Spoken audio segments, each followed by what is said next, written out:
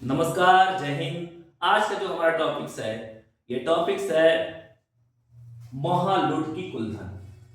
महालुट की कुलधन सर ये है क्या? देखिए, हम जानते हैं कि जो हम सनातन धर्म है, हमारी आस्था जो होती है मंदिरों में होती है, भगवान में होती है। अरे हम लोग जो भी चढ़ावा चढ़ाते हैं, दान करते हैं, वो कहीं ना कहीं मंदिरों करते हैं। लेकिन कभी हमने ये नहीं सोचा कि एक मंदिर में कितने चढ़ाया जा सकता है और कितना दान दिया जा सकता है।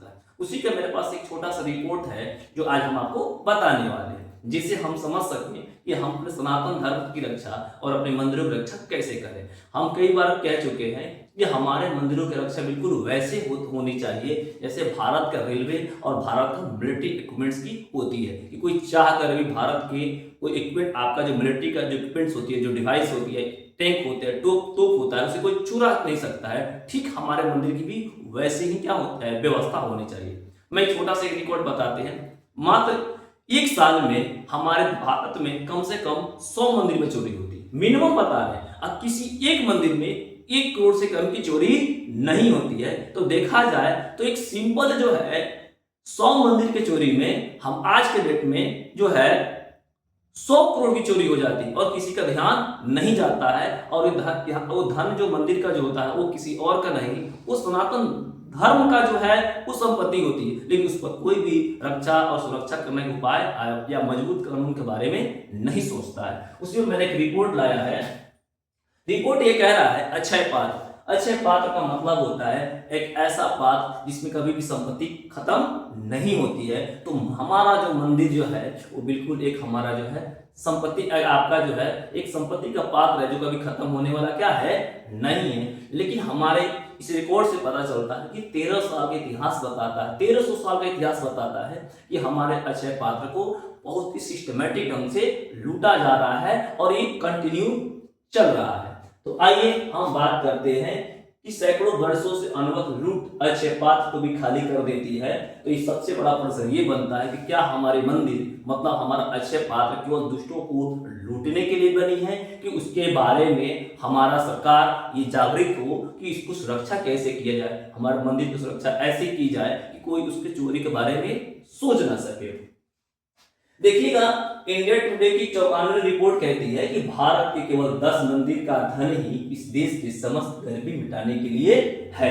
अब कल्पना कीजिए कि जिस देश में लाखों की संख्या के मंदिर है, उसके मात्र जो है 10 मंदिर में इतना धन है कि पूरे भारत के गरीबी को मिटा सकता है। तो ये सोचना है कि 1300 वर्षों में कितना धन मंदिर में था और कैसे कैसे से लूटा गया। हम इसके बारे में क्या करेंगे, चर्चा करेंगे। हम ये भी जानते हैं कि आज भी हर वर्ष हजारों करोड़ की लूट सरकारी नियंत्रण के नाम पर क्या हो जाती है, लूट ली जाती है, या चोर के द्वारा हजारों करोड़ की संपत्ति जो है भारत के पूरे मंदिरों से आसानी से चोरी कर ली जाती है। और उसके नाम पर सिर्फ एक FIR दर्ज होती है और चोर जो है कभी पकड़ा नहीं जाता है। अभी बता रहे हैं दिसंबर में, 17 दिसंबर की रात में जो थावे दुर्गा मंदिर में चोरी हुआ है, उसका जो एग्जैक्ट जो चोर जो है अभी तक पकड़ा नहीं गया है। ठीक है ना। तो आइए हम लोग जानेंगे कि कैसे जो है 1300 साल में विदेशी आक्रांताओं ने और आज जो है हमारे ही देश में जो बहुत सारे जो है मुगलों के जो वंशज जो है आज भी हमारे मंदिरों को लूट रहे हैं, वो कैसे लूट रहे हैं, इसके बारे में हम लोग चर्चा करेंगे। देखिएगा, एक छोटा सा रिकॉर्ड है। जून 2011 में केरल में स्थित भारत के सबसे समृद्ध मंदिर श्री पद्मनाभ स्वामी मंदिर के 5 तहखाने को खोला गया। हिंदुस्तान टाइम्स की रिपोर्ट के अनुसार से केवल एक ही तहखाना वोल्ट ए से लगभग 1 लाख करोड़ रुपए के मूल्य की हीरे, मोती, सोना, चांदी, मुकुट आदि प्राप्त हुए। ये भी ध्यान देने वाली बात यह है कि यह केवल एक अनुमान था। सरकार ने इस धन का कोई आधिकारिक आंकड़ा आज तक सार्वजनिक नहीं किया, लेकिन सोचने की बात यह है कि यदि केवल एक तहखाने से इतना अद्भुत खजाना मिला तो उस तहखाने यानी वोल्ट बी में कितना धन होगा जिसे आज तक नहीं खोला गया है। ऐसे माना गया है, विशेषज्ञों का मानना है कि वोल्ट बी में इतना धन छिपा है कि उससे लगभग 100 बुर्ज खलीफा जैसी बिल्डिंग खड़ी की जा सकती है। सोचिए, एक भारत के एक मंदिर में जो है 100 से भी ज्यादा बुर्ज खलीफा जैसे जो है बिल्डिंग बनाने की क्षमता रखता है, तो सोचिए कि हमें कितना गर्व होगा। एक आपका जो है दुबई में एक बुर्ज खलीफा बना हुआ है, जिसे कहता है कि दुनिया का सबसे महंगा और आपका जो ऊंचा बिल्डिंग है, वैसे हम एक मंदिर से जो है उतना बड़ा बिल्डिंग हम बना सकते हैं, तो हम कितना धनिक संपत्ति है, असंपन्न है, ये हमें सोचने की बात है। लेकिन हम उतने बड़ा संपत्ति की रक्षा करने के नाम पर यहाँ बिल्कुल जीरो कानून बनी हुई है, ये भी सोचने वाली बात है।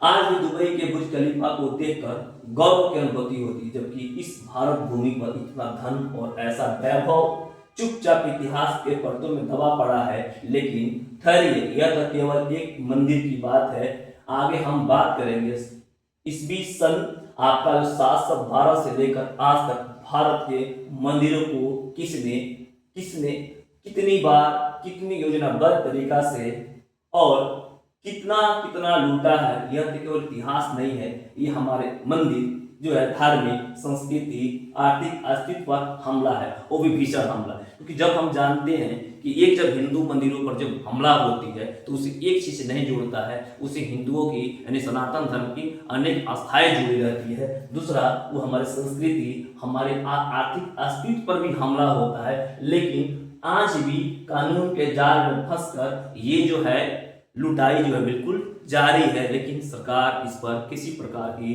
कोई भी कानून बनाने के लिए तैयार नहीं है। मैं आपको बता देते हैं कि जो लूटने की जो प्रक्रिया है सरकार की, वो 3 तरीका से। एक है मुस्लिम आक्रमणकारियों द्वारा मंदिर की लूट, इसका पहला स्टेप है। दूसरा है ईसाई आक्रमणकारियों द्वारा ब्रिटिश काल में मंदिर को अपने अधिकार में लेकर मंदिरों की लूट। और तीसरा है कि जब भारत देश स्वतंत्र हो गया तो स्वतंत्र भारत में भारत सरकार द्वारा मंदिरों को अपने कब्जा में लेकर यानी कि सनातन धर्म की संपत्ति को सब जगह बांटने का काम हुआ। लेकिन खुद जो है सनातन धर्म को किसी प्रकार का कोई भी लाभ नहीं मिला।